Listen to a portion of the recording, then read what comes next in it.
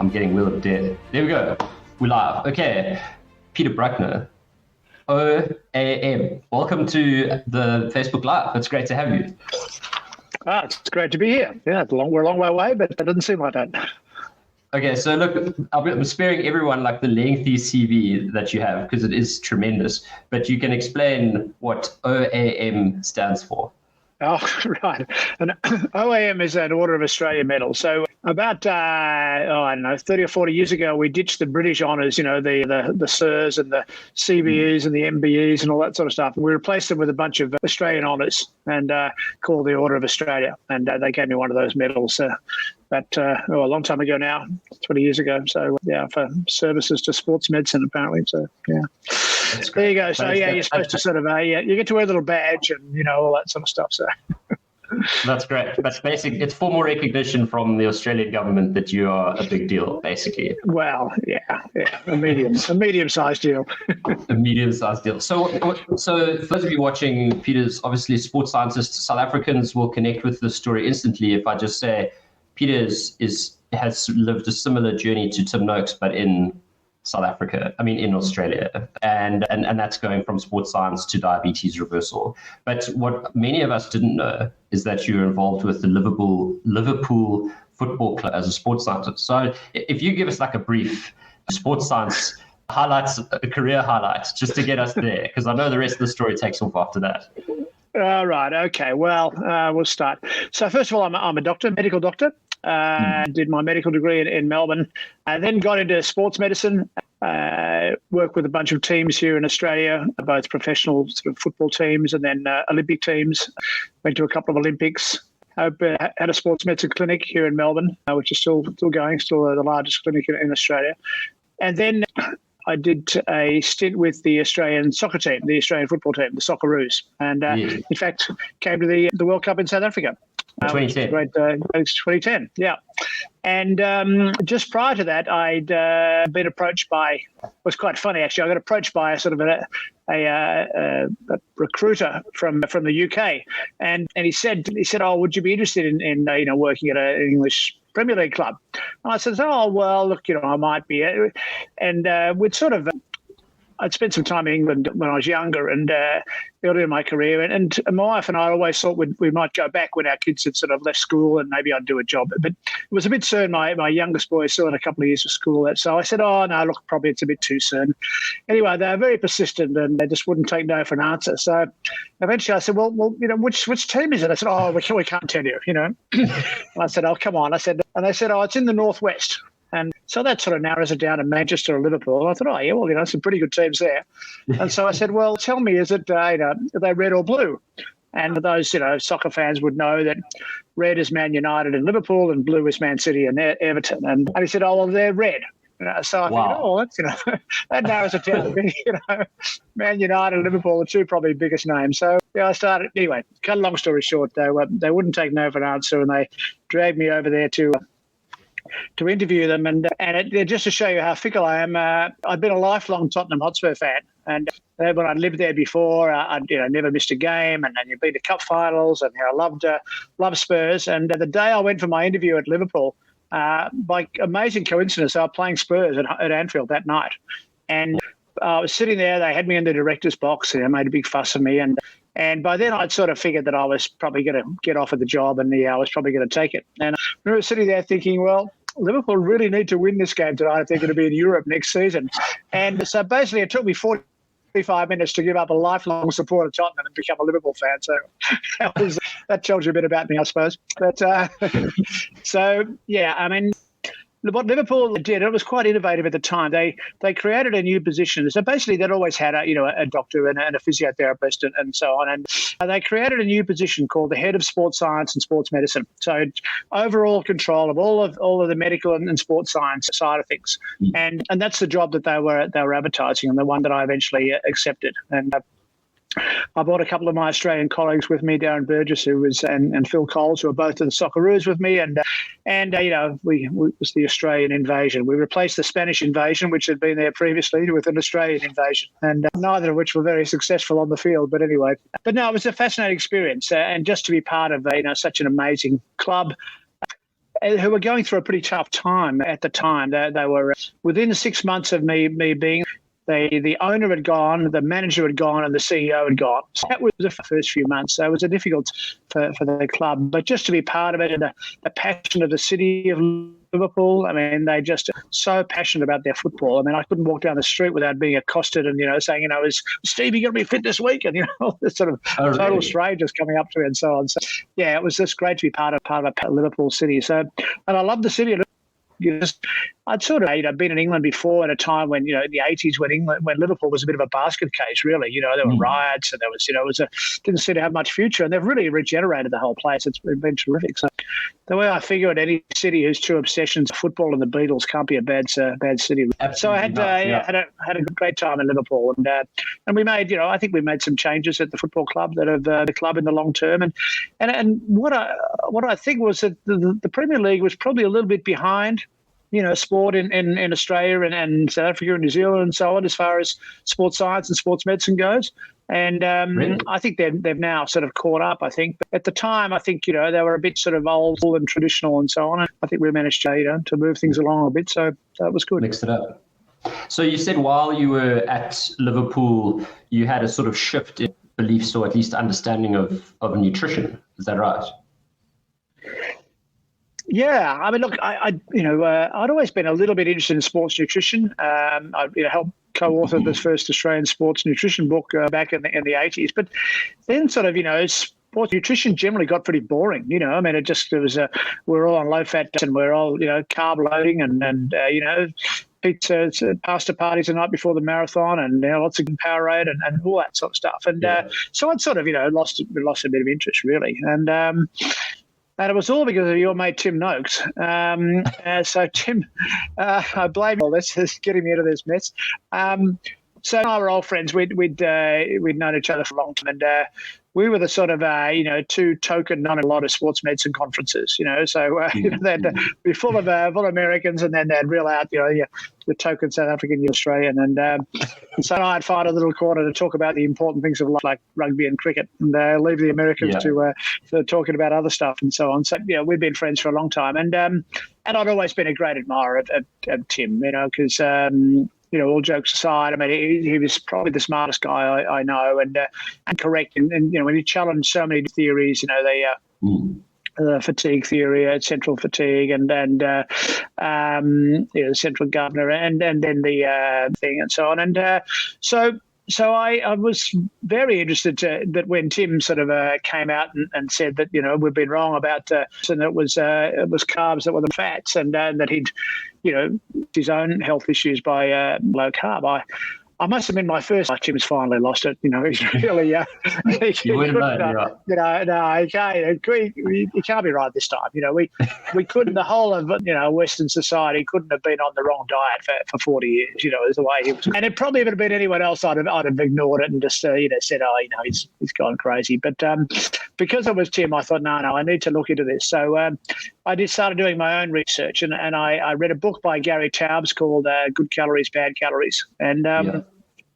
I guess that was the book that changed really, and because not only did it sort of talk about the relative merits of fats and carbs, but it talked about the history and of how the low fat won out over the low carb movement, which I was was due to good science, but turns out to be due to money and politics and personalities and so on. So so that really that book, I remember reading that book, and I'd put it down at night and I'd just sit on the edge of my bed and I think, no, this couldn't be right. Like, this could not have happened. We couldn't have got such a this wrong for 40 years. And I found it quite disturbing. Anyway, after reading that book, I dived into everything I could get my hands on, and the more I read, the more I thought, bloody Timmy's right again, bugger.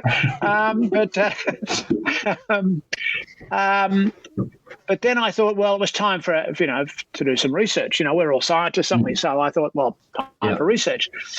But as a scientist, I also know that research with an n=1 is a waste of time, but except with in which case it becomes very important. So I decided it was time an n=1, a very important n=1 experiment. And to be fair, if you'd asked me, how my health was at that stage, I would have said, oh yeah, I'm healthy. I don't have any problems. I'm on a, supposedly healthy diet. I exercise regularly. My blood sugar's fine. I'm fine. The reality is I probably wasn't as good as I thought I was. For a start, I had a family history of type 2 diabetes. So my father developed type 2 diabetes at the same age that I was at the time, and I had some metabolic. I'd had a fatty liver for 10 years. Like a typical doctor, I'd ignored it. Every couple of years you'd have your blood test. It would come back, liver function test consistent with type 2, with fatty liver. And I don't know why I ignored it, but I didn't really understand this liver. I figured I was on a low-fat diet, so that must be the right thing, and I felt fine. And turned out I had high triglycerides, I had a high insulin level, and I was overweight. Like many middle-aged, I used to think it was old, but now I think it's middle-aged. Like many middle-aged men, I'd probably put on, half a kilogram a year for 30 years. To the point where I was probably 15 kilograms. My BMI, I remember, was borderline obese. I was 30. And, my kids are starting to poke me in the guts and say, come on, something about it. And I'd shrug my shoulders and say, well, I'm on the right diet. I'm exercising, it's not my fault. So, So I wasn't healthy as I thought. So I went on. I decided to do the N=1 experiment. So on day one, I got all my blood tests done, and I weighed myself, and then I embarked on a low-carb fat diet. I stopped eating all the sugars and starches. So no more, no more pasta, rice, potato, bread, etc.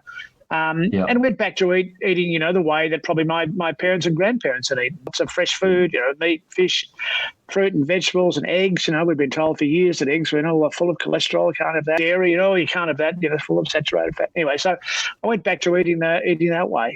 I decided I'd do that for 3 months. So the first thing that happened was I stopped being hungry. So, instead of having my cereal for breakfast and then, getting to a mid-morning thinking, oh, God, it must be lunchtime soon, where's the muffin tray sort of thing. I went back to eating 2 meals a day. So I went from eating, 3 meals and 3 snacks a day probably to eating 2 meals a day just because I was never that hungry.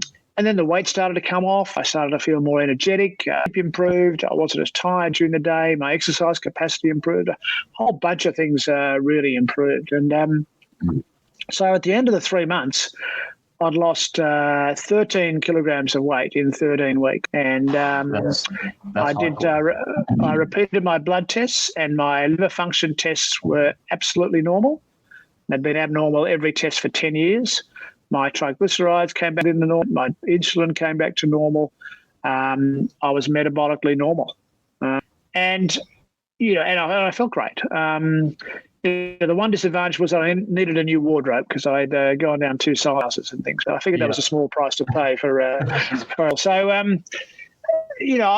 that just blew me. I mean, because especially the weight loss. I mean, everyone says how hard it is to lose weight, and it's really difficult.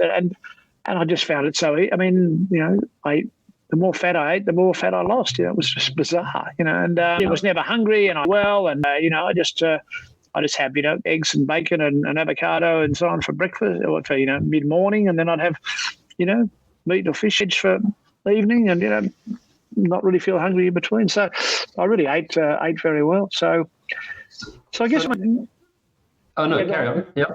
No, I was going to say, so you're sitting there at Liverpool around that time, and I have this realization, and so I'm interested in what impact it had on the advice you were giving to your teams, but also how that spurred a sort of change in the career, if any. Yeah, well, let's talk about the career thing first. And then that's, I guess once it happens, you've got one of two choices. You can either say, well, okay, I'm all right, I'll look after myself sort of thing. Yeah. Or you could, I sort of felt, well, I really have to tell people about this. I mean, I'm not suggesting that I, made any great discovery, but I mean, I felt I had some influence people, then I should be doing that. So I started talking about it and writing about it and so on, and that really led to a sort of a gradual sort of change of career over the next decade or so. Moving slowly out of sports medicine into more of the nutrition world. But in the meantime, I was still doing sports medicine, and I left Liverpool after 3 years, and then got a gig with the Australian cricket team.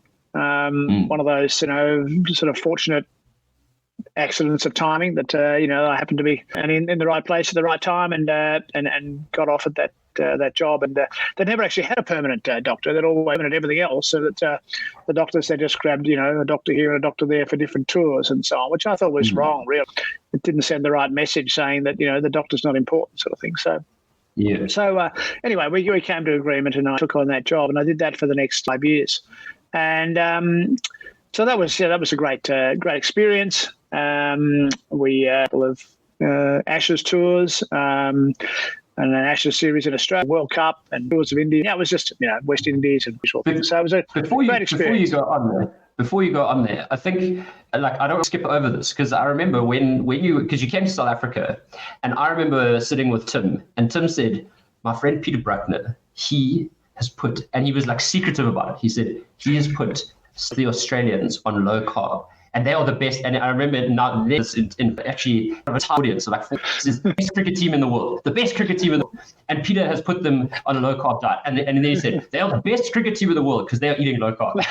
In typical Tim fashion. Yeah. Well, in typical Tim fashion, yeah. Well, I mean, Tim would be the first to say that association is does not equal causation, but they're a pretty good team even before they got onto low carb. No, look, it's always a difficult situation as to sort of coming into a group, where you don't want to sort of barge in and change everything straight away.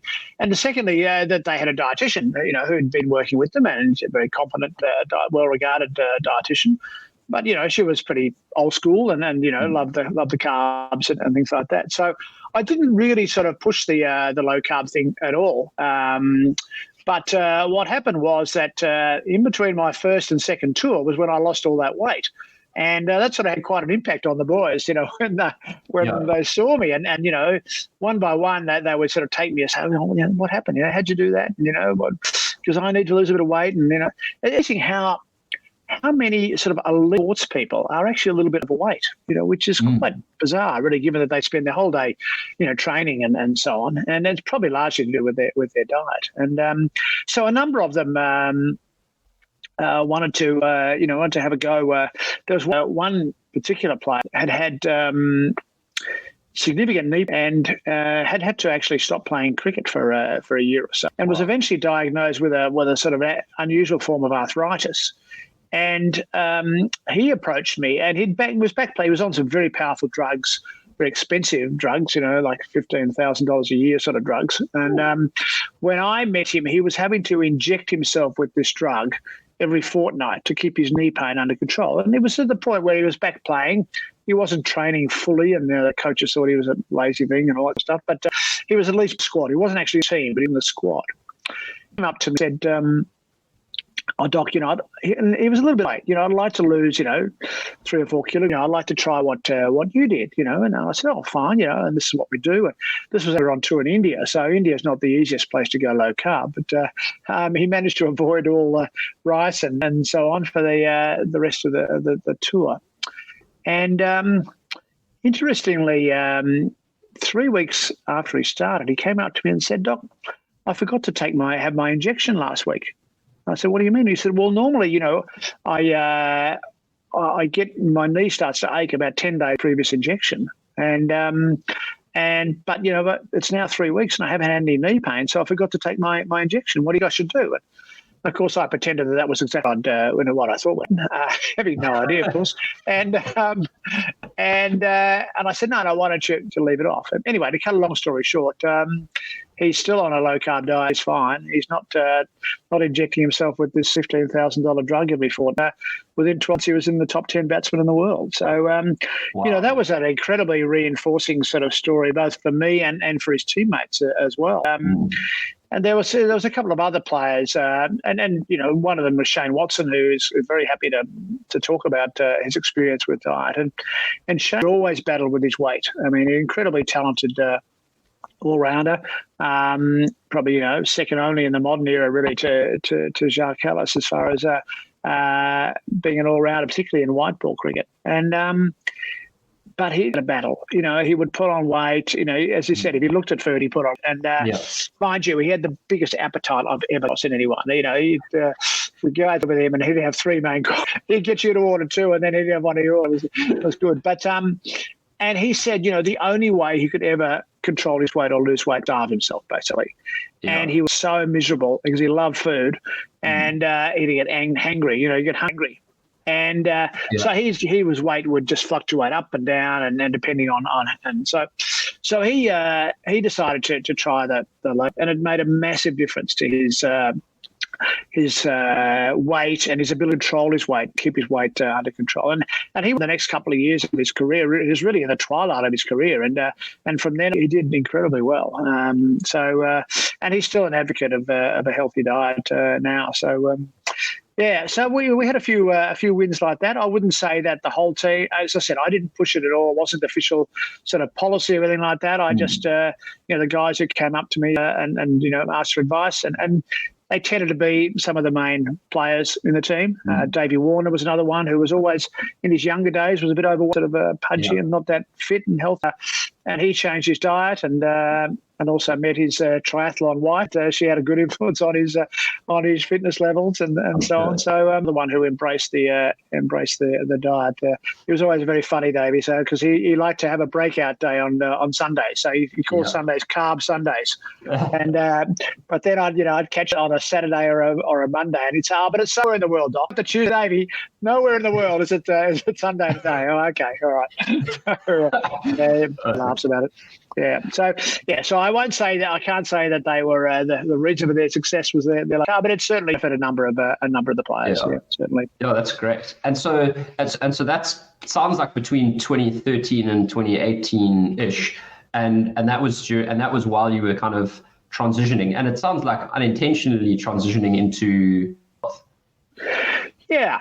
I guess I was obviously doing my sports med with the cricket team and touring with them and so on, which was great. But at the same time, I was getting more interested in the effect of carbohydrate restriction in a diet, and so I started writing more and reading more and giving talks and so on, and found there was a low carb community, if you like, both in Australia and internationally, and so I started traveling and speaking at conferences and things, and so which was all all good fun, and so about 4 or 5 years ago, a group of us were chatting away one day, and the comments were made that people were finding it very confusing about what they should be eating. For years we thought we knew what we should be eating, the low fat stuff, but now there was all these different diets. There was paleo, and there was low carb, and there was Mediterranean, and there was Atkins, and there was this and that, and so on, and there was a lot of confusion, and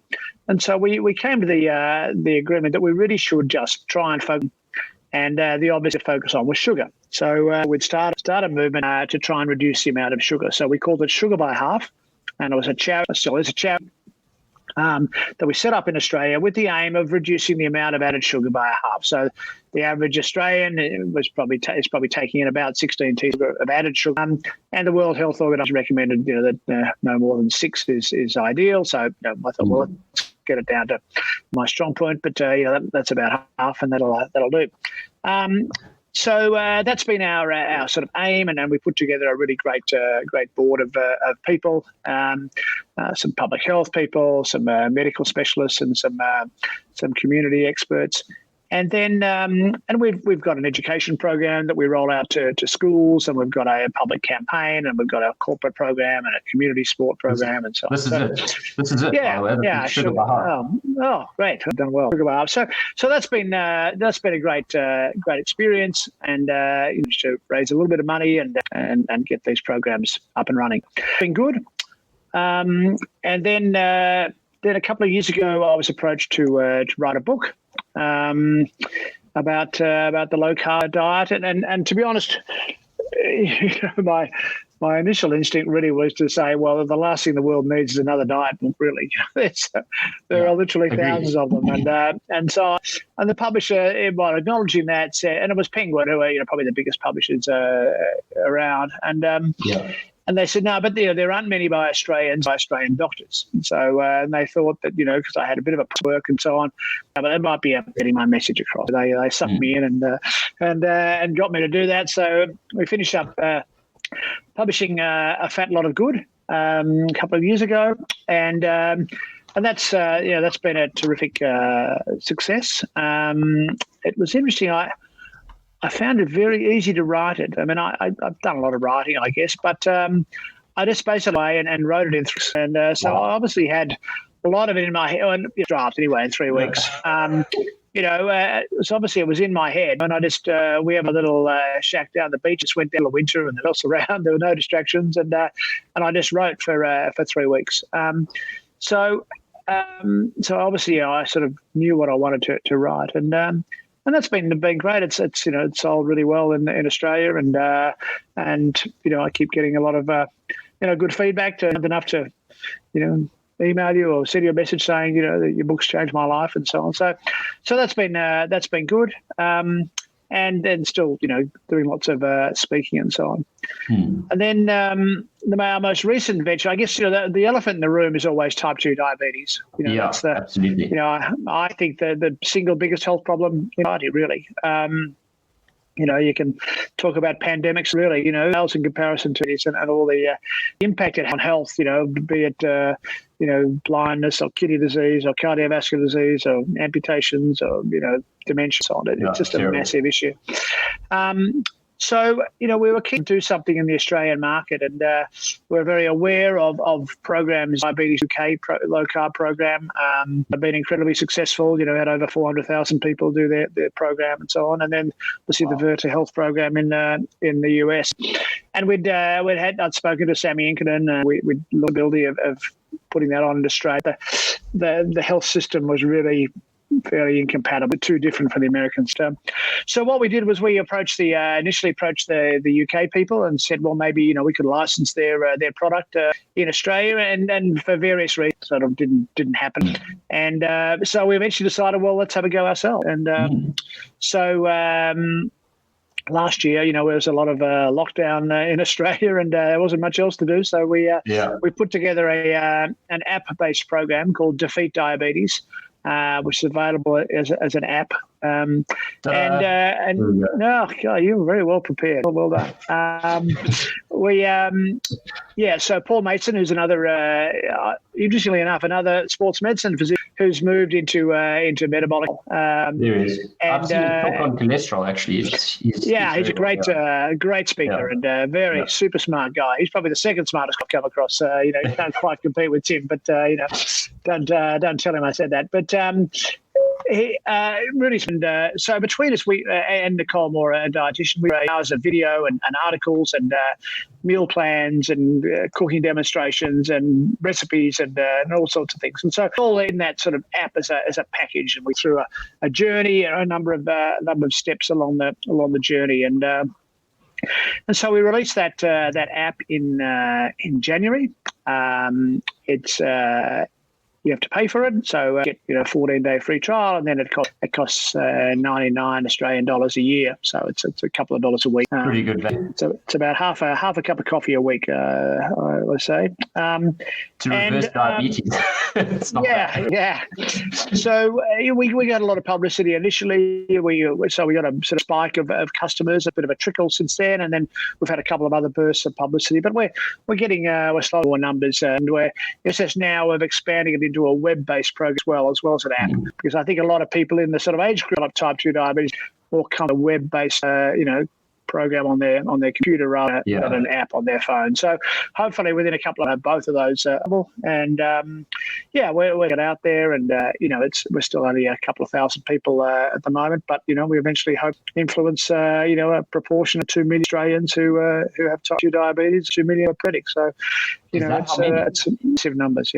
Yeah, that's insane. 2 million here. I don't know. That's great. What's the population in Australia? 25 million. Okay. So there's officially 1.2 million diagnosed, and the feeling among the diabetes fraternity is that there's probably another, at least 500,000 that are diagnosed, and then there's all those with pre-diabetes and.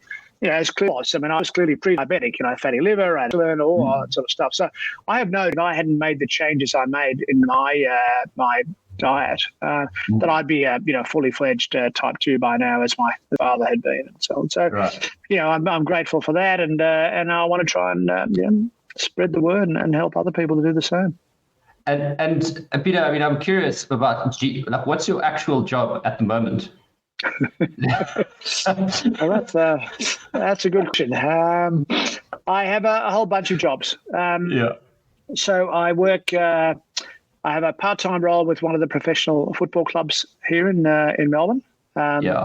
It's actually ironic because the head of fitness at Liverpool that I took to Liverpool, he's now the sort of the big boss at this football club here, and I think he figured I took him 20,000 kilometres to Liverpool. He could take me 20 kilometres to Melbourne. So I sort of couldn't ask me just to it's sort of more of a leadership mentor role than a day-to-day sort of on the field role. But that's probably a day a week.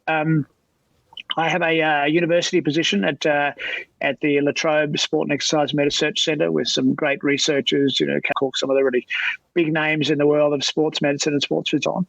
And so we're doing a lot of interesting stuff, some pure sports medicine stuff. We're doing plenty of work on hips and knees and some concussion work.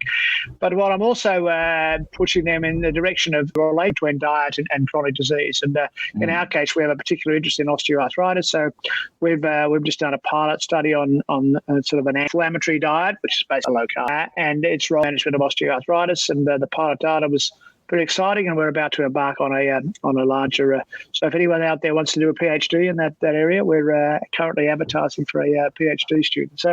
So I have a role there, and I also have a bit of leadership mentoring role there in that research centre at La Trobe. Then defeat diabetes and sugar by half. A fair bit of my time. I also have a bunch of other little startups and ventures. A physiotherapy friend of mine's got a new device, and another therapist who has massage creams. And so I'm sort of an investor and board member of those. We have a family commercial property business that I have to look after, and I look after a couple of community sporting teams, sort of high-level community sporting team, an Australian football team that I've been involved with for my life. I played and have been involved with ever since. Hockey team where my boy field hockey at quite a high level, and so I help coach and look after it. So I'm pretty active. Keep me busy. I'm not the sort of type to sit around and watch Netflix all night, I'm afraid. But no, that's cool. I think the last question I really wanted to ask you about was your transition. So obviously most of the people watching this will be in South Africa. Remember Tim getting grilled from everyone, like anyone. It was like the news couldn't sell. In fact, here's an interesting story. So the year the book came out, or the year the book really went crazy, was 2014 in South Africa, and that was the year that there was a national election. Cape Town. This is totally conspiracy theory, but there are facts here. Okay, so the most popular newspaper in Cape Town at the Cape Times, and but it was owned by Iqbal Survey, who's big in the end. A guy who was running for president was terrible, and so they couldn't sell any newspapers without controversy. So all the other newspapers were Cape Times because they had Zuma on the front page all the time. And the only story that was selling papers that wasn't Zuma was Tim Noakes. So the Cape Times basically, literally like twice a week, had Tim front cover. He basically opened his mouth on Twitter and poof, there he was on the front cover. And so that put him in the limelight for like a whole year. And obviously I think that it had a huge role to play in the level of publicity we got. Obviously he was being controversial by their standards, etc. But I am about what yours in Australia with this sort of change stance. Yeah. Well, I haven't been the martyr that Tim was, I'm afraid, but and I've probably given 3 days of evidence at a tribunal. 5, I think 5. 5 was it? Yeah. Okay. No, look. Personally, I haven't suffered too badly. One of our colleagues in the low-carb community, Gary Taubes, who's an orthopedic surgeon in Tasmania, he got a pretty hard time.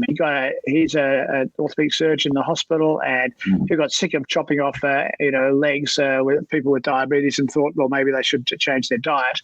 But that was a bit much for the dietitian at the hospital, who reported him to our medical registration board. And we have a weird system here where you sort of it's almost as if you're sort of guilty until proven innocent, and that you've got, whenever anyone makes a complaint, you've got to fight it. There's no mechanism of saying, no, that's a ridiculous complaint and throw it out. You've sort of got Anyway, so he said to him that he wasn't allowed to give dietary advice, which is thing to say to a doctor. Now, the majority of orthopedic surgeons wouldn't know, an egg from a piece of bread. They wouldn't be giving dietary advice. It was, very interesting for them to say. Anyway, he challenged, quite rightly, that, and it was reversed and so on. So, but that was that, as it was for Tim, a very stressful time in his life and very difficult. Now, for some reason, they haven't picked on me. I'm not sure why. There were, I've certainly. Sort of the leading sports dietitian in the country got up in a lecture and said that Tim Noakes and Peter Brukner should be in jail.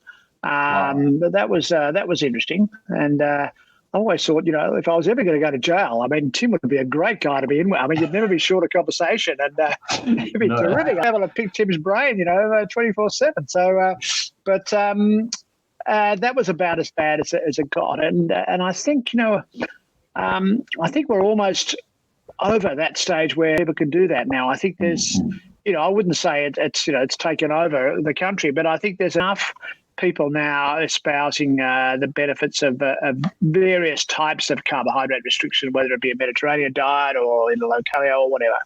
And I think, even though the dietitians are still pushing their low fat and no cholesterol and, saturated fat's evil thing, I think more of our particularly the young are starting to change their opinions, and largely it's patient driven. I think patients are telling me, and there's drag, kicking and screaming, and I think it will eventually turn. And I've always joked that many a true word spoken jest, that in 10 years' time the diet carb, and they've always low carb, and so on. So that's fine. I'm happy if they do that.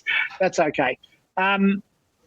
So, I've managed to I probably, haven't been as provocative as I could be, actually because, you want to sort of maintain your credibility a bit, and particularly, we want to try and influence the medical profession. Can't go too far out on a limb, if you're and make sort of too many sort of outrageous sort of statements and so on, if you want to get the medical profession on side. So there are plenty of people doing that sort of, and who are pushing the boundaries. But look, I'm not backward in coming forward. I've written articles for the newspapers and done TV interviews and lots of media and so on. So, but I guess, I don't know why they haven't taken me on. I remember thinking when it happened to Tim that I thought, well, I actually wouldn't, I'd actually quite like it. Not that you'd ever want to go through what Tim went through, but, it is a great way of any publicity is good publicity, as they say. I think there are times in that period where Tim would have disagreed, but, it does give one a great platform. But, look, it's still certainly very challenging. Doctors and dietitians are still, very reluctant to embrace new ideas. Unfortunately, we're very conservative professions. We tend to believe everything we're taught in medical school. I think one phrase that Tim uses a lot is that half of it taught in medical turns out to be wrong. You just have to work out. Unfortunately, a lot of our people just sort of think, that nothing changes, and they're not prepared to open their, they think because something's been around for 50 years, it must be right. And look, I was guilty. I think, I accepted a lot of, it's funny now, once you sort of cross to the other side, you start doubting everything, and you become a real sort of skeptic about that, which is probably a good thing and so on. But it's still, as some people say, we've almost got to wait for this generation of doctors and dietitians to move on. And then let the younger, people with slightly more open minds sort of take over. I have no doubt that, things will gradually change, and that, people will eventually realise we've gone wrong. But there are massive influences working against, trying to maintain the status quo. And the food industry and the pharmaceutical industry are both very happy with the status quo and doing very well. Thank you very much. They're fine. They're fine. They're fine. And so it's they're incredibly powerful. They have enormous influence over government. far more than we're ever going to have over government. You know, people sort of say to me, "Oh, you know, yeah, why aren't you talking to the Prime Minister and this and that and so on?" I mean, you know, it's just no point. I mean, because these, you know, it's just got to be a movement from the ground up. You know, it's got to be the only thing that politicians will listen to above people like the food industry, the pharmaceutical industry, is voters. That's true. If they believe that enough people out there, you know, want change and believe that things should be changed, when you'll get some effect. And we're a fair way off that yet, but I think that's the ultimate way to which we succeed. That there's such a groundswell of opinion and movement among, you know, ordinary people who've benefited massively by this, you know, this change of diet. So I went onto the Sugar by Half website, and I was so impressed because there's an option here. This is the last thing I'll share, and then I'll let you go. But basically, I can't remember where there was a thing where you can email your local councillor. Is this it? Is it? There was something in the site where you can the Prime Minister, or you can email your councillor. And anyway, I don't know where it is now, but I went on and you fill in your name and your email, and it's kind of like a vase petition. And so I filled in my email address and my name, and it says, here's the email you will send to your state council or whatever. And I don't even live in Australia. Member of Parliament, Yeah, so one of the MPs got an email from Jono Proudfoot saying, please take sugar down. And it's great. And I got sent a copy of the email. So if you are in Australia and you want to email your, what is it, Member of Parliament? Local Member of Parliament. I think that's, at least it and then I got a thank you email from Noakes, obviously automated. But that's super cool. That's very cool.